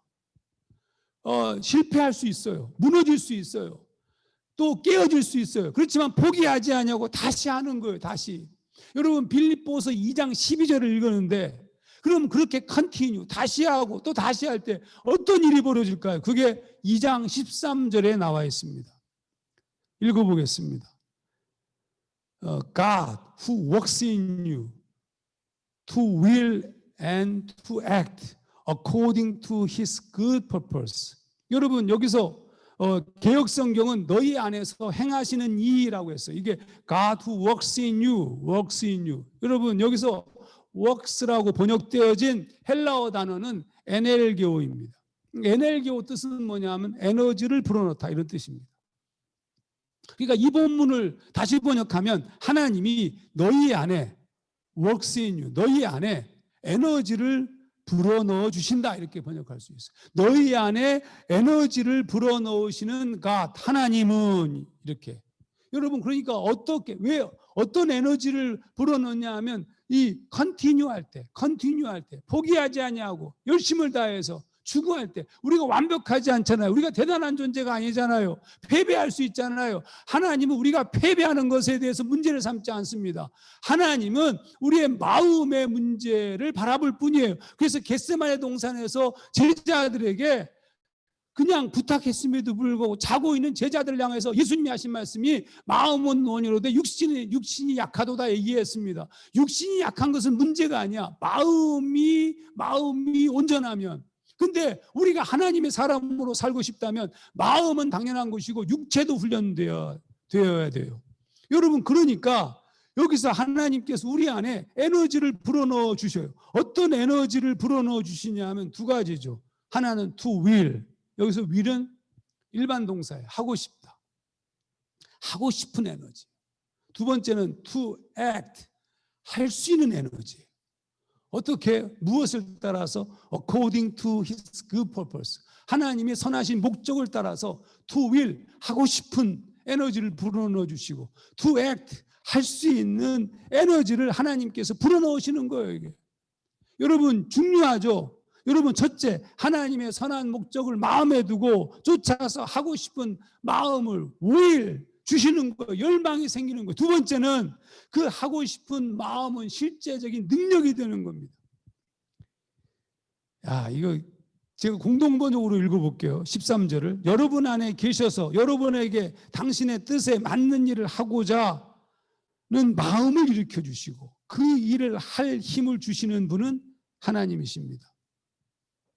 여러분 놀라운 것은 이런 일이 벌어지는 거예요. 우리 안에 기가 막힌 일이 벌어져요. 하고 싶은 제가 여러분 쓰러지고 무너지고 넘어지지만 정말 컨티뉴했어요. 정말 노력했습니다. 애썼습니다. 몸부림쳤습니다. 정말로 어떻게 해야 될지 모르지만 최선을 다했습니다. 근데 어느 날부터인가 놀라운 일이 벌어졌어요. 그 놀라운 일이 뭐냐 하면 물 한 잔 마시고 하겠습니다.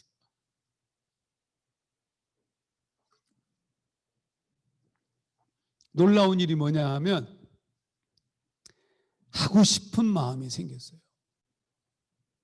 여러분 하고 싶은 마음만이 아니라 할 수 있는 능력이 생겼어요. 제가 어느 날 영화로 설교한다고 얘기했죠. 이게 지금 영화로 설교할 수 없는 이유가 지금 이게 개교에서는 괜찮은데 이게 막 퍼져나가는 거라서 못해서 제가 오늘 영화 설교를 안 하고 있는데 영화로 설교를 하다 보니까 그 수백 편을 영화 설교를 하다 보니까 어느 날부터인가 이게 컨티뉴잖아요. 컨티뉴. 여러분 20년 동안 영화 설교를 해보세요. 근데 한 13년, 14년 정도 영화 설교를 할 즈음에 갑자기 영화를 만들고 싶어졌어요. 이게 will입니다. 하고 싶은 마음을 주셔요. 그래서 영화를 만들기로 했어요. 그래서 버스라고 하는 단편 영화를 만들었습니다. 제가 시나리오를 쓰고 전체 기획을 다 했습니다. 그리고 영화를 찍는 스킬은 나한테 없으니까 그 당시에 우리 교회 청년 중에 성균관대학교 영화를 공부하고 있었던 친구가 하나 있었는데 그 친구 보고 네가 연출하라 그랬습니다. 근데 그 연출해서 만든 그 버스라는 영화가 놀랍게 반응을 보였어요.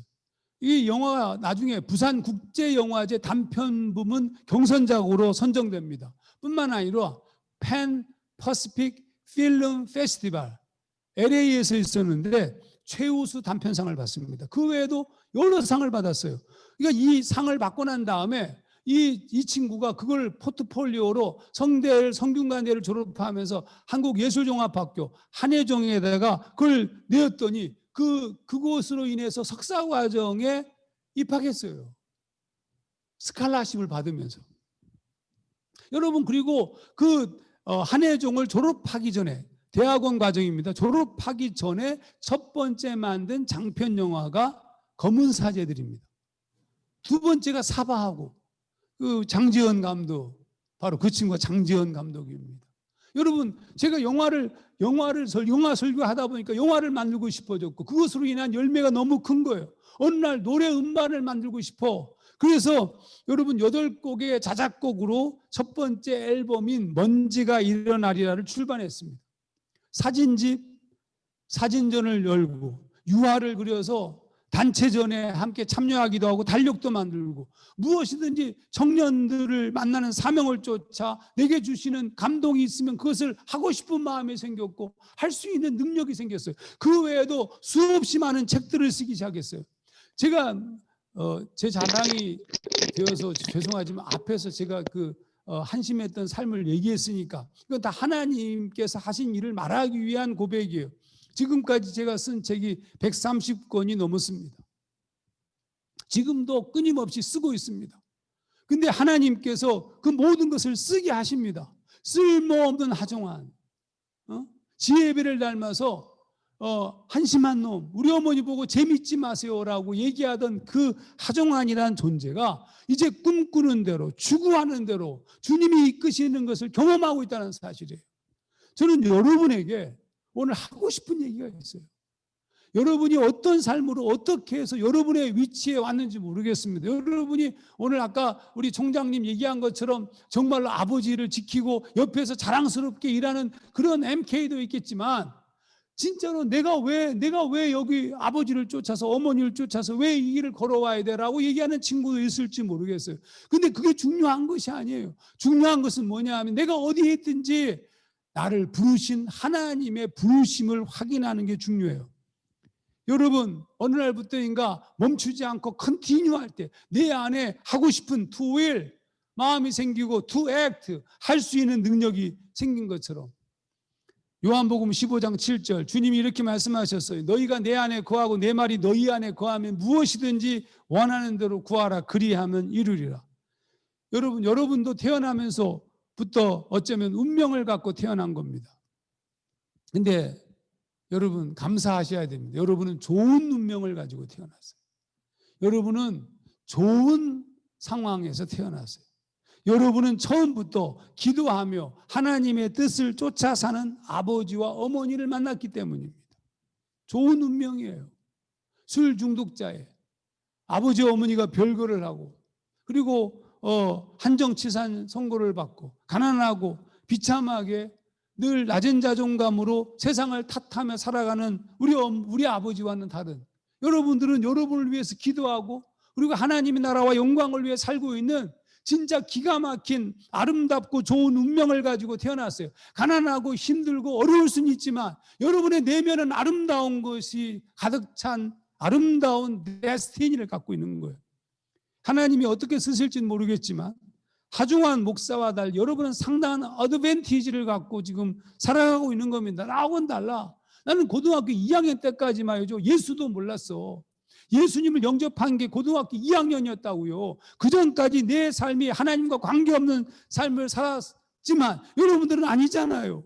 아버지, 어머니가 심어놓은 희생과 헌신의 열매를 여러분이 먹을 거예요. 하나님께서 여러분의 아버지와 어머니들의 기도 때문에 여러분들을 지키시고 보호하실 거예요. 여러분이 지금부터 내게 주신 부르심이 무엇인지를 확인하고 그리고 컨티뉴 몸부림치고 나아갈 때 그분께서 여러분을 통해서 역사하실 겁니다. 저는 이 마지막 시대 하나님께서 사용하실 사람들은 하정환 목사를 이 정도로 사용하신다면 이제 진짜로 사용할 사람들은 경건한 가정에서 아버지의 어머니의 기도를 받고 후원을 받고 영적으로 교제하면서 태어나고 훈련되어진 여러분과 같은 사람들을 통하여 하나님이 강력하게 역사하실 거라고 생각합니다.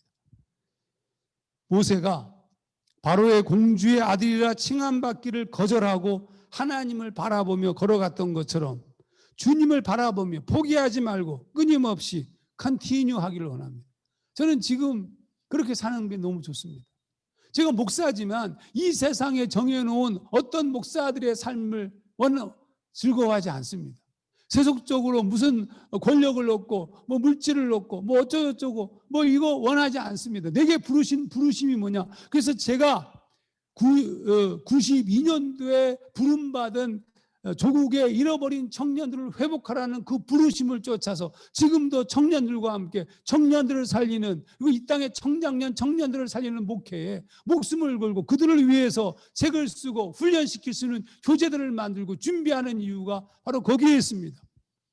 제 소망은 90이 되더라도 청년들에게 설교하는 것이 제 꿈입니다. 여러분 포기하지 말고, 여러분에게 주어진 삶이 좀 어렵고 힘들고 왜 나에게 이런 운명 같은 사슬 같은 느낌이 들지 모르겠지만 아닙니다. 여러분은 축복받은 존재들입니다. 여러분의 어머니와 아버지가 뿌린 씨앗에 그 열매를 여러분이 먹을 것이기 때문입니다. 그러므로 착한 마음과 착한 일을 놓치지 마시기 바랍니다. 하나님을 향한 여러분의 열망을 절대로 놓치지 마시기 바랍니다. 주님이 반드시 역사하실 것입니다. 빌립보서 1장 6절 말씀, 너희 속에 착한 일을 시작하신 이가 그리스도 예수의 날까지 이루실 줄을 우리가 확신하노라. 처음 질문으로 여러분에게 그 질문을 던짐으로 말씀을 마치고 싶습니다. 이 세상에서 그저 주어진 대로 잠시 있을 낙을 누리며 공주의 아들로 사시겠습니까? 아니면 비록 지금 당장은 노예의 자식이지만 내가 누구인지를 알고 하나님의 부르심과 사명을 쫓아 사시겠습니까? 어떤 것이 더 좋아 보이십니까? 당장 지금 눈에 보이기는 공주의 아들이 좋아 보이지만 그러나 더 아름다운 것은 하나님이 부르신 부르심과 소명을 쫓아서 내가 누구인지를 알고 사는 것이 아름다운 겁니다. 여러분은 지금 그 아름다운 삶을 살고 있는 것이고 하나님은 반드시 여러분을 통해서 역사할 겁니다. 포기하지 않고 끊임없이 컨티뉴 하시기를 주의 이름으로 축원합니다. 잠깐 기도하겠습니다. 하나님 아버지, 비록 이렇게 코로나19 상황 때문에 이와 같은 방식으로 하나님의 말씀을 전하고 함께 예배하고 또 말씀을 나눌 수 있지만 나눌 수 있는 기회를 주셔서 진심으로 감사드립니다. 하나님, 필리핀 현지에서 사역하고 있는 여러 선교사님, 또 세계 열방에 흩어져 있는 선교사님들, 그러나 그 자녀들은 그들이 원해서 선교지로 간 것이 아니지만 그 상황에 빠져든 것은 아니지만 그러나 아름답고 행복하고 거룩한 열매를 반드시 먹게 된다는 사실을 잊지 않게 도와주시고, 비록 지금 삶의 환경이 어려울지라도 포기하지 아니하고 열심을 다해서 내게 주어진 하나님의 부르심과 소명을 매일매일 확인하며 컨티뉴 최선을 다해서 걸어가게 하옵시고, 이 귀한 하나님의 자녀들을 통하여서 하나님 당신의 뜻을 이루시옵소서. 감사드리오며 거룩하신 예수님 이름으로 기도하옵나이다. 아멘. 할렐루야. 귀한 말씀 감사합니다. 잠시 동안 우리 목사님께서 마무리 기도해 주시지만은 오늘 우리 MK 자녀들과 우리 많은 선교사님들이 참여하고 있습니다. 그러므로 지금 지금 줌 화상 세미나 온라인 세미나에 저희 아들 3명도 들어왔는데 우리 서로 만나지 못하고 왔는데 우리가 자녀들을 생각하고 우리 선교사 MK 자녀들을 위해서 잠시 중보기도하는 시간을 갖도록 하겠습니다. 주여 한번 부르고 우리 자녀들을 축복하는 시간을 갖도록 하겠습니다. 주여! 오, 할렐루야, 할렐루야, 할렐루야, 할렐루야. 아버지 하나님과 감사합니다. 귀한 아버지 하나님의 목사님의 말씀을 통해서 아버지 하나님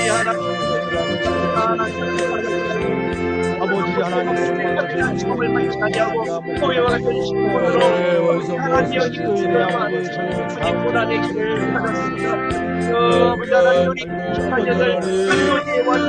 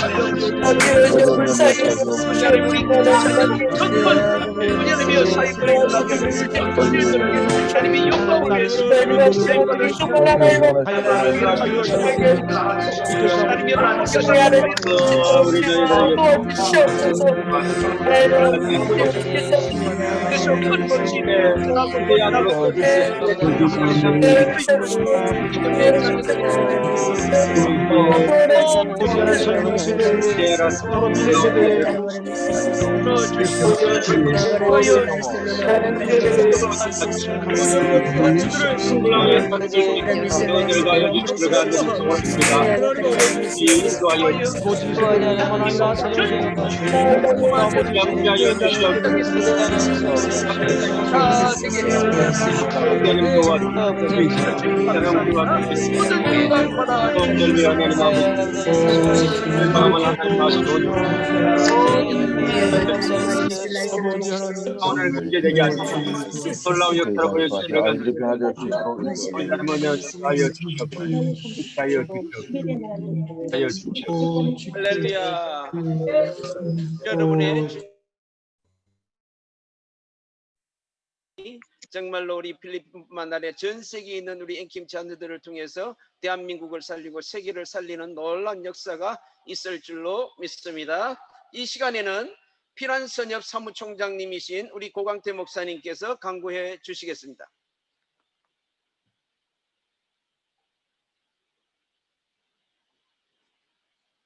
고광태 목사님, 고광태 목사님, 예, 네, 강구해 주시죠. 음소거를 예. 오늘 이렇게 우리 MK 컨퍼런스 젊은 세대들을 위해서 우리 귀한 강사님 하정환 목사님 모시고 오늘 이 시간에 참여한 여러분들과 함께 귀한 컨퍼런스를 하게 되어서 너무 감사합니다. 특별히 우리 하정환 목사님께서는 저에게는 뭐 개인적으로도 아주 제가 존경하는 직속 선배님이신데 섭외를 또 했고요. 그런데 흔쾌히 허락해 주시면서 아주 이 줌으로 어려운 그 준비인데도 귀한 말씀 준비해 주시고 여러분들과 함께 오늘 첫 시간을 보내게 해주시면 감사합니다. 내일도 또 귀한 말씀으로 또 함께 은혜 받는 시간이 되기를 바라고요. 이 컨퍼런스는 원래는 저희 감리교만 하려고 했던 건데 이제 이렇게 줌이 되다 보니까 비대면이 되다 보니까 오히려 더 많은 분들에게 오픈해서 피란선협이 또 같이 공동 주관으로 해가지고 이렇게 준비하게 되었습니다. 다른 교단 분들도 많이 이제 앞으로 이런 컨퍼런스를 연합해서 했으면 좋겠다는 마음으로 저희가 첫 모델로서 이렇게 공동 주관을 했습니다. 여러분들이 위해서 많이 기도해 주시고요. 오늘 특별히 순서를 맡아 주시기 위해서 찬양단부터 우리 간증, 기도, 특송 모든 면에서 우리 MK 자녀들이 직접 이렇게 함께 해주시니까 너무 은혜스럽고 여러분들이 다음 세대를 책임진 그 미래 세대의 청년들이기 때문에 저희 선교사님들이 열심히 여러분들을 위해서 기도하면서 어떻게 좀 디딤돌이 될 수 있도록 자리를 만들어 볼까. 우리 필리핀 한국선교협의회가 많은 기도 가운데 요새 새벽기도 운동 일으키고 또 여러 지금 그 일들을 많이 하고 있는데 그런 차원에서 이렇게 귀한 행사를 준비하게 되었습니다. 많이 정말 서로 모르는 가운데 만나가지고 우리 MK들 좀 뭐 미국에서 한국에서 뭐 또 다른 나라에서 또 우리 필리핀에서 많은 분들이 이렇게 연결이 돼가지고 이렇게 얼굴도 모르는데 만났습니다. 우리 저 기술팀 전체 화면을 좀 열어주시겠어요? 우리 저 전체 화면을 좀 열어주세요. 호스트 팀에서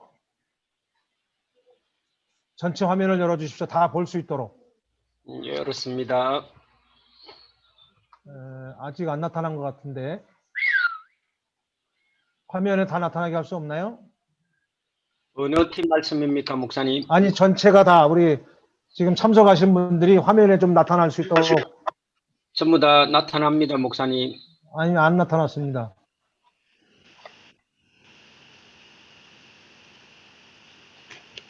다 나타날 수 있도록 한번 좀 해주세요. 네. 자, 우리 다 화면에 나타났죠? 우리 선교사님들도 계시고 MK도 계시고 그런데 우리 서로 이렇게 만나지는 못하지만 화면상으로라도 우리 사랑합니다. 한번 인사하겠습니다. 사랑합니다. 사랑합니다. 축복합니다. 예, 반갑습니다. 예, 그리고 오늘 우리 강사님뿐만 아니라 오늘 순서를 위해서 찬양해 주시고 기도해 주시고 간증해 주시고 특송해 주시고 한 모든 분들께 우리 영광의 박수와 감사의 박수 한번 드리겠습니다. 고맙습니다. 아쉽긴 해요. 제가 3일 정도 할까 이렇게 했는데 강사님 사정도 좀 있고 여러 가지 그래서 또 비대면이다 보니까 일정상 그렇게 못하지만 이번에 이틀 동안 저녁에만 하지만 또 이제 앞으로 더 기회가 되면 여러분들께 또 서로 우리 MK들뿐만 아니라 PK들까지 같이 또 우리 청년들이 모여서 이렇게 정말 다음 세대를 위해서 함께 기도할 수 있는 그런 자리를 계속 만들려고 합니다.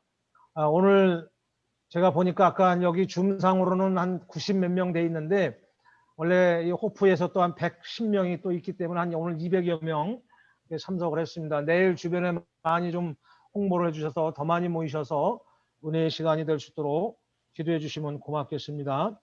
내일은 그 한국 아카데미가 찬양 준비를 해주시고요. 그 다음에 우리 MK들 가운데서 또 기도, 간증, 소통 다 있습니다. 여러분들이 많이 위해서 기도해 주시면 고맙겠습니다. 오늘 첫 시간이지만 함께 해주신 것 감사드리고 또 다시 내일 꼭 이 자리에서 함께 뵙기를 바라겠습니다. 시간이 많이 지났지만 광고는 여기서 마치겠습니다. 감사합니다. 감사합니다. 이제 마지막 순서로 피란스협 정경회장님 되셨던 우리 최영태 목사님께서 축도해 주심으로 MK 컨퍼런스 첫째 날 순서를 모두 마치도록 하겠습니다. 오늘 이 순서 마치시면 축도 마치고 나시면요. 여러분들 자유스럽게 좀 인사도 하시고 강사님한테도 인사하시고 잠깐 인사하는 시간을 좀 가지셔도 괜찮겠습니다. 예, 축도하시겠습니다.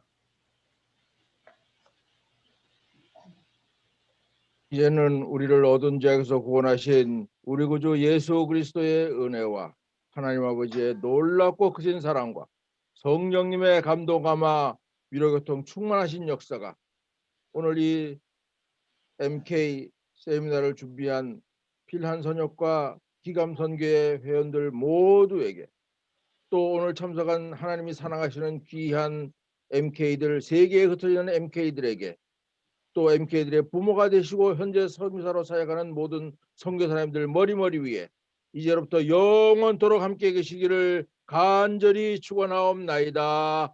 아멘. 모든 영광 하나님께 박수로 돌리겠습니다. 할렐루야. 자, 우리 선교사님들 어른들은 좀 나가주시고요. 우리 MK들만 좀 잠깐 좀 남아주시면 좋겠습니다. 기념 촬영해야 됩니다. 기념 촬영. 기념 촬영해야 됩니까? 네, 네. 기념 촬영. 자, 우선 기념 촬영부터 하겠습니다. 기념 촬영 누가? 임성용 선교사님 기념 촬영. 자, 여러분들 하나 둘 셋 해주세요. 하나 둘 셋. 예, 화면 다 켜주십시오. 화면 얼굴을 내밀어주셔야 됩니다. 예, 1번부터 화면에 모두 얼굴을 내밀어 주십시오. 자, 1번. 화면 다 켜서 얼굴을 좀 내밀어 주세요. 자, 1번 이렇게 합니다. 1번 하트 모양으로 1번. 자, 임성용 선교사님 카트 들어갑니다. 예, 사랑합니다. 1번 1, 2, 3. 1번입니다. 사랑합니다. 예. 한 번 더 좀 주세요. 한 번 더 하래. 한 번 더입니다. 다시 1번 뭘로? 다시. 예, 1번 다시 하겠습니다. 1번. 이거로 맥도날드 헛. 하나, 둘.